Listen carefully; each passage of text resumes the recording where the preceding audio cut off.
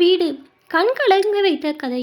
பாட்டி எங்களுக்கு பசிக்குது, டிஃபன் கொடு என பேரன் விவேக்கும் பேத்தி வித்யாவும் கேட்கவும் தான் பார்வதிக்கு சுயநினைவு வந்தது. இருவருக்கு டிஃபன் கொடுத்துவிட்டு மீண்டும் சோகமாய் கண்ணீருடன் அமர்ந்தாள். அவளின் மனது நேற்றைய விஷயத்தையே அசை போட்டது. பார்வதியின் மகன் மானோ தயங்கியபடி, அம்மா, எனக்கும் கீதாவுக்கும் அமெரிக்காவில் நல்ல வேலை கிடைச்சிட்டு எங்களுக்கு பணம் தேவைப்படுது. அதை உன்னை முதியோர் இல்லத்தில் சேர்த்துட்டு இந்த வீட்டை வித்துட. அவன் முடைக்கு முன் தீய மிதித்தது போல் எழுந்தபடி, ஐயோ என்னடா பேசுகிற? இந்த வீட்டோட எல்லா செங்கலிலும் உங்கள் அப்பாவோட ரத்தமும் வீர்வையும் ஒட்டி இருக்கு. என் கடைசி மூச்சு இங்கே தான் போகணுடான் கெஞ்சினாள். கீதா கோபமாக, பாருங்க அத்தை, நாங்கள் 4 நாளைக்கு சொந்தக்காரங்க கல்யாணத்துக்கு போகிறோம். அதுக்குள்ளே உங்கள் புருஷன் ஆசையை கட்டின இந்த வீட்டோட செங்கலை கட்டி புரளுங்க. நாங்கள் வந்ததும் உங்களை முதியோர் இல்லத்துக்கு அனுப்பிவிடுவோம் என கண்டிப்புடன் சொன்னாள். பிள்ளைங்களை பாட்டியுடன் விட்டுவிட்டு இருவரும் திருமணத்திற்கு சென்று விட்டனர். மகனை நம்பி வீட்டு உரிமையை எழுதி கொடுத்த மனத்தனத்தை நினைத்து மனம் விம்பினாள். அடுத்த நாளிலிருந்து பார்வதியின் செயலில் நிறைய மாறுதல்கள். குழந்தைகளுக்கு தினசா சமைத்தவள் தான் மட்டும் 2 வேளையும் பழைய சாதம் உண்டாள். இளநீர் நுங்கு என தின்றாள். தலைக்கு எண்ணெய் வைத்து பச்சை நீர் குதூகலமாய் குளித்தாள்.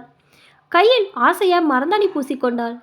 இரவு வெளி வராண்ட தரையில் மகிழ்ச்சியாய் படுத்தாள். அம்மா இருந்தாதா திட்டிக் கொண்டே இருக்கும். இப்போவாது பாட்டி இஷ்டப்படி இருக்கட்டும் என குழந்தைகளும் பேசவில்லை. அன்று மகனும் மருமகளும் வருநாள்.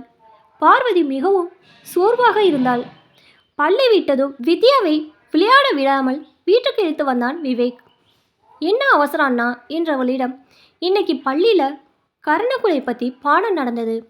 கிராமத்தில் வயசானவங்களோட உயிர் போக வைக்க பழைய சாதம், இளநீர், நுங்குன்னு குளிர்ச்சியாக கொடுத்து எண்ணெய் தேய்ச்சி பச்சை தண்ணியில் குளிக்க வச்சு வெளியில் குளிரில் படுக்க வச்சா நாளே நாளில் உயிர் போகுமா?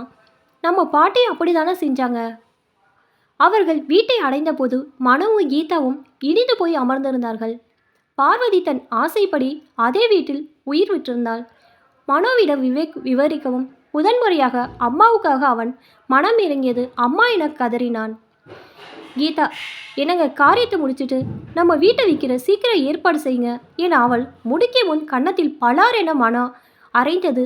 எதிரி நம்ம வீடு, இது அப்பா அம்மாவுக்காக ஆசையாக கட்டின, அதில் அம்மாவை இருக்க விடாம வீடு என்ன போல் பொண்டாட்டி பேச்சு கேட்டு துரத்து பெரியவர்களுக்காக இந்த வீட்டை முதியோர் இல்லமாக மாற்ற போகிறேன். வீட்டை விற்க மாட்டேன் என முடித்தான். அப்பாவிற்கு வீரம் வந்ததால் மகிழ்வதா இல்லை பாட்டி இறப்பதற்காக அழுவதா என புரியாமல் விழித்தனர் குழந்தைகள்.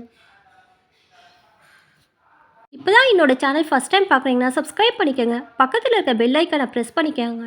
அப்போ தான் நான் ஒவ்வொரு தடவை வீடியோ போடும்போதும் உங்களுக்கு நோட்டிஃபிகேஷனில் வரும். தேங்க்ஸ் ஃபார் வாட்சிங்.